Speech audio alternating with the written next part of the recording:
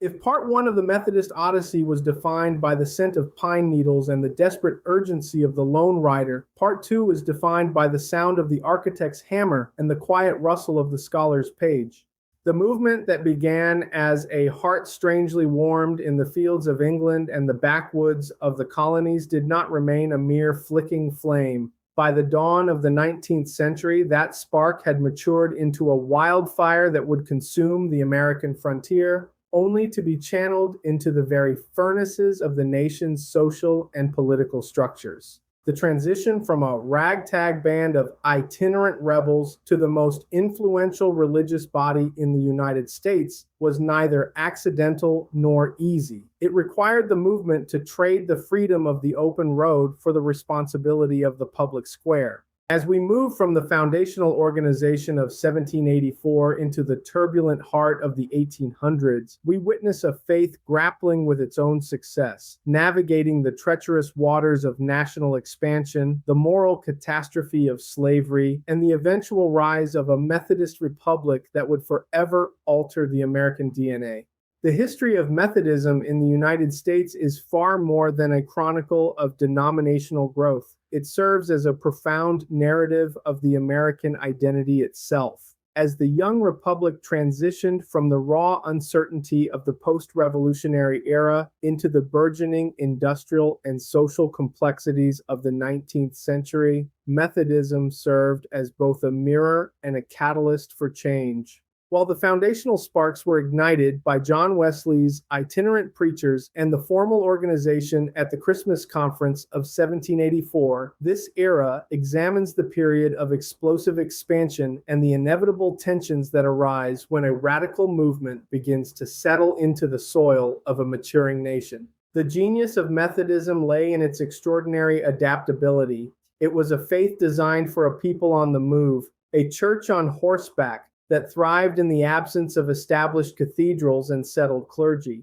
However, as the American frontier pushed westward and the urban centers of the East grew in density and influence, the movement faced a critical metamorphosis. This period was defined by a shift from the charismatic, often chaotic energy of the camp meeting to the structured influence of the conference, the publishing house, and the academy. It was an era where the priesthood of all believers began to navigate the complexities of institutional power, social reform, and the looming shadow of national fracture. To understand the trajectory of American Methodism in this phase, one must look beyond simple statistics of membership. One must investigate the underlying mechanics of its success, the democratic appeal of Arminian theology in a land obsessed with liberty, the rigorous discipline of the class meeting which provided social cohesion in a fractured society, and the tireless circuit rider who bridged the gap between the civilized coast and the untamed wilderness. By interrogating the psychological and sociological drivers of this era, we uncover the reasons Methodism became the most populous Protestant denomination in America by the mid-1800s. The primary driver of Methodist success in the American interior was the theological shift it offered away from the rigid predestination of traditional Calvinism. In the context of a new nation founded on the principles of self-determination, the Methodist doctrine of free will resonated perfectly with the zeitgeist. This was a theology that empowered the common man. It suggested that one's eternal destiny was not a pre-written script, but a choice to be made by the individual. The psychological impact of this cannot be overstated. It democratized the divine. It made the spiritual realm as accessible as the frontier land for which the settlers were toiling. This theological accessibility functioned as the engine for expansion. By removing the intellectual barriers of high church liturgical requirements, Methodism met the frontiersman where he lived. The message was simple. Grace is free, the invitation is universal, and the opportunity for holiness is immediate. This served to align the church's mission perfectly with the rugged individualism of the American pioneer. This created a symbiotic relationship between the expansion of the nation and the expansion of the Methodist Episcopal Church. If theology provided the motive, the circuit rider system provided the practical framework for dominance. The MEC established a logistical network that was unparalleled in the early 19th century. Francis Asbury's vision of an itinerant ministry ensured that no settlement was too remote for a gospel visit. These riders were the light cavalry of the church. Their effectiveness was rooted in their mobility and their shared lifestyle with the people they served. The circuit rider owned little more than his horse, his Bible, and a few saddlebags of books. This shared poverty and hardship fostered an immediate bond of trust. Each circuit was a designated geographic loop, often hundreds of miles long. The rider did not wait for a congregation to form, he created one. By preaching in log cabins or under the forest canopy, the preacher established a presence that outpaced the infrastructure of the state. This system functioned as a vital social artery, bringing news, literature, and a sense of belonging. The circuit rider was the connective tissue of the early American interior. A common misconception is that Methodist expansion was fueled solely by emotionalism. While the heart-strangely warmed experience was central, longevity was secured by rigorous internal discipline. As the circuit rider moved on, spiritual health was maintained by the class meeting. These small groups of 12 to 15 people were the crucibles of Methodist identity. They required a level of mutual accountability that was both intrusive and transformative. Members were asked pointed questions about their spiritual state and their adherence to the general rules. This microstructure allowed Methodism to scale rapidly without losing its core values. It transformed a collection of individual converts into a disciplined community. In a frontier where social structures were fragile, the Methodist class provided a surrogate family and a moral compass. The success of this model lies in a specific balance. It offered a radical emotional experience, but immediately anchored it in a strict communal framework. This prevented the movement from evaporating into the ephemeral smoke of revivalism. This turned momentary converts into lifelong Methodists. These were people who lived their lives by a specific, shared method of holiness. Through these three pillars, Methodism wove itself into the fabric of the American expansion. It provided a spiritual language for the pioneer experience, turning frontier loneliness into a shared journey towards sanctification. As the initial fervor of the Second Great Awakening began to settle into the rhythms of established society, Methodism underwent a profound spatial and sociological migration. The movement that had been defined by the ephemeral tent and the forest clearing began to invest heavily in brick, mortar, and steeple. This shift represented a significant pivot in the Methodist psyche. The transition occurred because the upward mobility of the Methodist laity demanded a physical environment that mirrored their burgeoning social status. As the early converts, once the plain people of the frontier, gained wealth and community standing, they sought a religious experience that reflected their newfound refinement. The visceral, noisy atmosphere of the camp meeting, while effective for conversion, began to be viewed with a measure of embarrassment by a second generation of Methodists. They desired the quiet and orderly worship characteristic of the older, established East Coast denominations. The realization of permanent chapels necessitated a fundamental change in the role of the clergy. This evolution involved a gradual cooling of the itinerant fire in favor of a settled pastorate. Congregations in growing urban centers like Cincinnati, Nashville, or Baltimore began to demand their own dedicated ministers rather than relying on the unpredictable arrivals of a circuit rider. Consequently, the church began to professionalize the ministry. Education became a priority of the highest order, leading to the rapid founding of institutions of higher learning.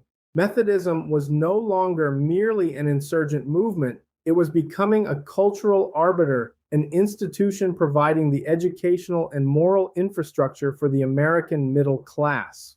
The Methodist emphasis on Christian perfection or social holiness ensured that faith was never intended to remain a private affair. The underlying theology suggested that the transformation of the individual heart must naturally manifest as the transformation of society. Because of this conviction, Methodists became the backbone of the great reform movements of the antebellum period. The most prominent of these efforts was the temperance movement. The church viewed alcohol not merely as a moral failing, but as a systemic destroyer of the family unit and economic stability. By mobilizing their vast network of classes and conferences, Methodists played a pivotal role in shifting American public opinion toward prohibition, utilizing their pulpits to wage a tireless campaign against the social costs of intemperance. The implementation of this influence was rooted in the church's organizational genius. They utilized the Methodist Book Concern, which grew to be the largest publishing house in America, to disseminate tracts, journals, and hymnals that promoted a specific vision of a moral republic.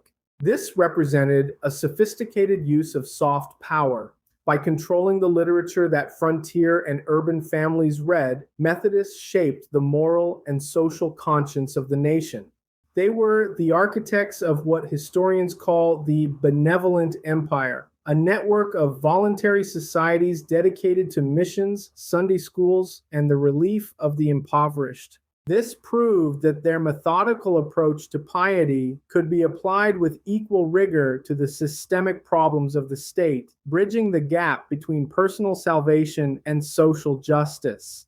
The most profound challenge to the Methodist ethos was the institution of chattel slavery, a reality that ultimately exposed the limits of Methodist unity. In its nascent stages, Methodism was explicitly and aggressively anti-slavery. John Wesley had famously described the slave trade as the execrable sum of all villainies, and the 1784 Christmas Conference had initially mandated that all Methodists manumit their slaves. However, as the church expanded into the American South, it encountered a culture where slavery was the economic and social foundation. The church's eventual retreat from its radical stance was born of a pragmatism that prioritized institutional growth and national reach over moral purity. To remain a truly national church, the leadership felt it necessary to accommodate Southern sensibilities, leading to a series of compromises that diluted the church's original abolitionist fervor. This accommodation created an unbearable tension between the northern and southern wings of the denomination. In the North, the rise of radical abolitionism pushed many Methodists to demand a return to Wesley's anti-slavery roots. Simultaneously, Methodist leaders in the South began to develop a pro-slavery theology, arguing that the institution was a providential means of civilizing and Christianizing Africans. The divergence occurred through a masterclass in scriptural interpretation, with both sides utilizing the same Bible to justify diametrically opposed social orders. The Methodist pulpit, once a tool for universal liberation, became a contested ground where the soul of the nation was debated. The breaking point arrived at the General Conference of 1844. The catalyst was the case of Bishop James O. Andrew of Georgia, who had acquired slaves through marriage and legacy. Northern delegates insisted that a slave-holding bishop was a theological and moral impossibility for a church that preached holiness. Southern delegates viewed any attempt to discipline Andrew as an illegal infringement on their rights. Southern delegates viewed any attempt to discipline Andrew as an assault on their social order. The ensuing debate was not merely about a single man, but about the very nature of the Methodist Union and the authority of the General Conference. When the conference voted to suspend Andrew's episcopal functions, the Southern delegates drafted a plan of separation. The creation of the Methodist Episcopal Church, South, in 1845, was a watershed moment in American history. It was the first major national institution to break apart over the issue of slavery, serving as a grim harbinger of the national bloodshed that would follow 16 years later. The split was handled with a tragic bureaucratic efficiency. It was a legislative divorce, but the emotional and spiritual consequences were devastating. The schism proved that even the most robust organizational structure could not withstand the corrosive pressure of the slavery question. It transformed the Methodist family into two warring camps, mirroring the geographical and ideological fault lines that were tearing the United States apart.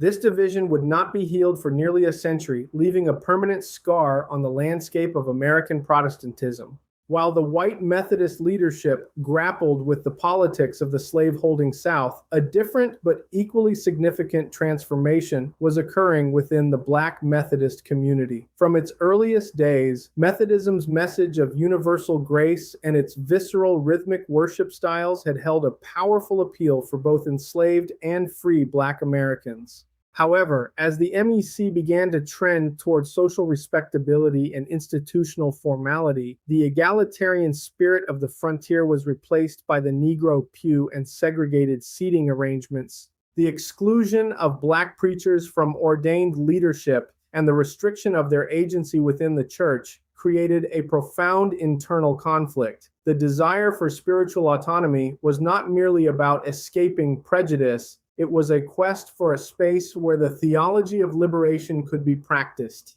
The realization of this independence took shape most notably in the work of Richard Allen and the formation of the African Methodist Episcopal AME Church. The departure of Allen and his followers from St. George's Church was a seminal act of ecclesiastical defiance. It was a rejection of the hypocrisy that allowed a church to preach spiritual freedom while enforcing physical and social subordination. By establishing their own denomination, Black Methodists created a refuge that functioned as much more than a religious house. It became the cornerstone of the Black community's social, political, and educational life. This movement proved that the Methodist method, the focus on discipline, education, and mutual aid, could be reclaimed as a powerful tool for racial uplift. The AME and AME Zion churches utilized the Methodist organizational structure to create a nation within a nation. Because the system emphasized local class meetings and regional conferences, it provided a ready-made blueprint for community organizing.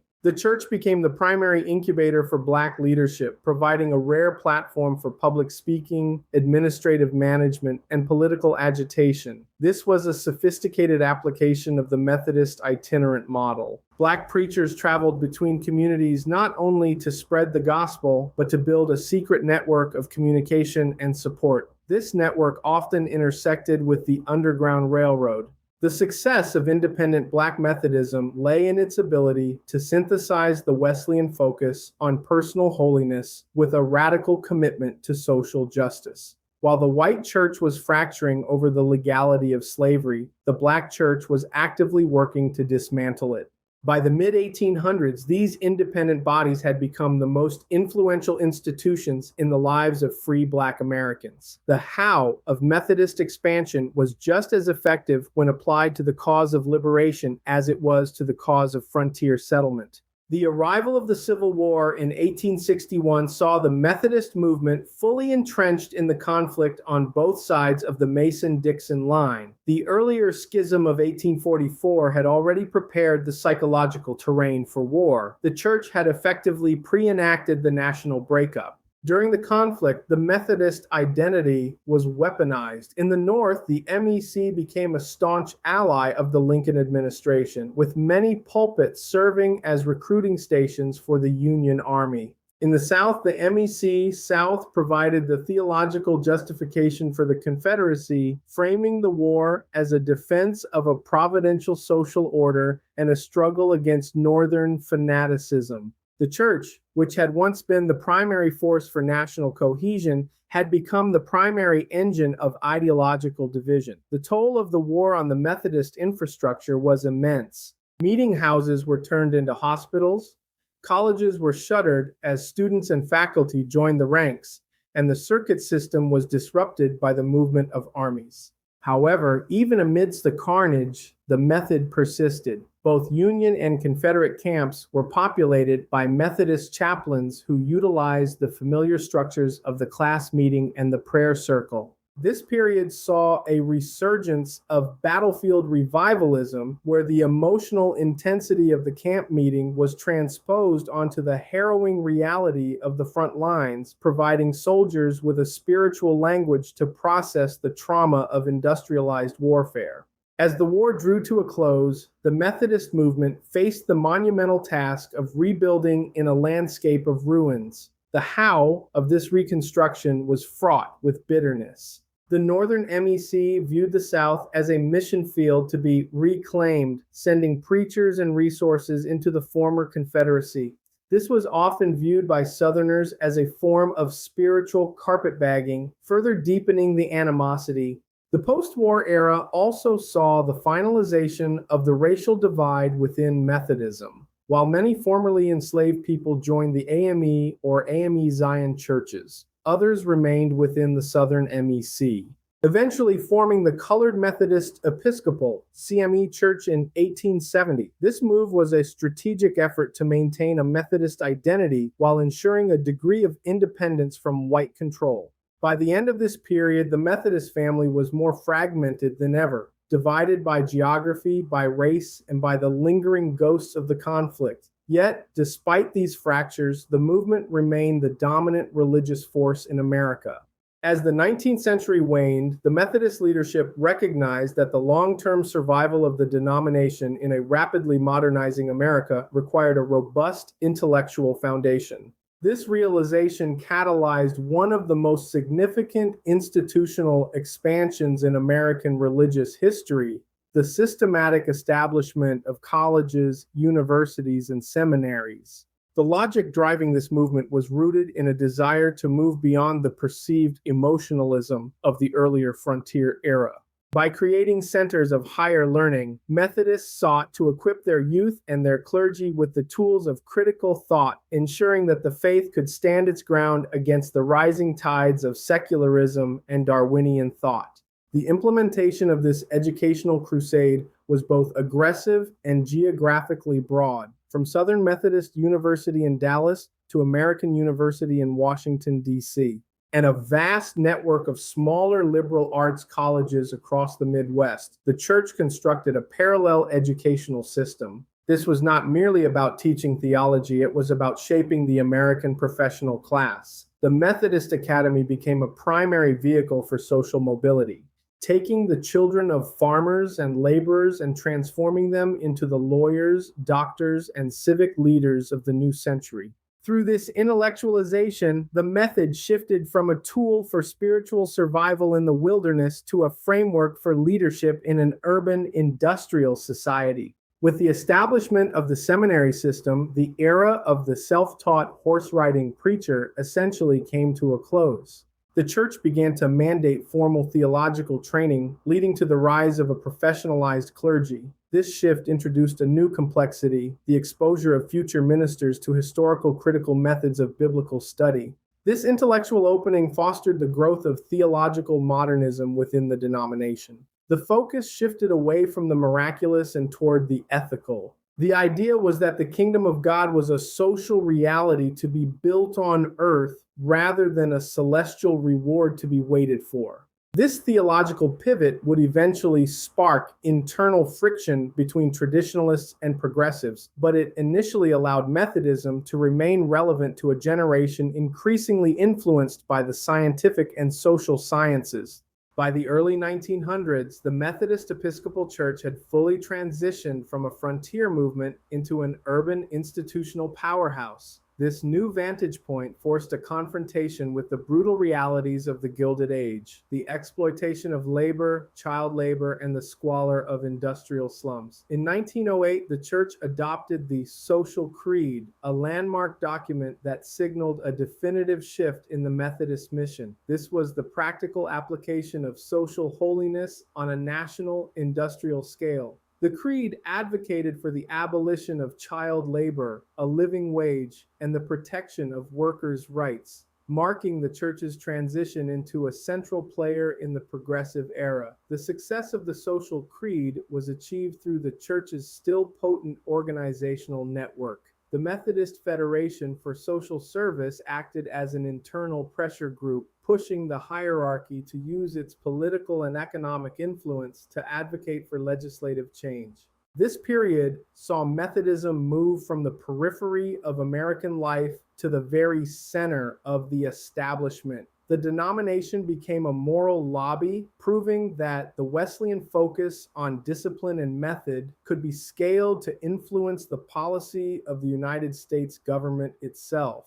The story of Methodism in America is a story of maturation, fracture, and profound influence. Over a century of growth, the movement evolved from a radical, itinerant sect into the foundational bedrock of American Protestantism. Its success was never accidental. It was the result of a precise alignment between Arminian theology and the American spirit of self-determination, supported by a logistical system that allowed it to inhabit the most remote corners of the continent. The Methodist movement never lost its drive for social transformation, whether through the fire of the camp meeting, the discipline of the class meeting, or the intellectual rigor of the university. Methodism provided the moral and social scaffolding upon which much of the American 19th century was built. As the movement entered the 20th century, it stood as a testament to the power of a disciplined, methodical faith. The church on horseback had finally dismounted, not because it had grown tired, but because it had successfully built the world it intended to save. How does the Methodist balance of personal piety and social holiness challenge the way you view the role of faith in public life today? In what ways do we still see the great schism of the 1840s echoing in the cultural and denominational divides of the present morning? Join us next week as we shift our gaze to the history of Pentecostalism, exploring the Azusa Street revival and the global firestorm that followed. Subscribe to Theology Today right now to join a community dedicated to unpacking the why and how of the movements that shaped our world.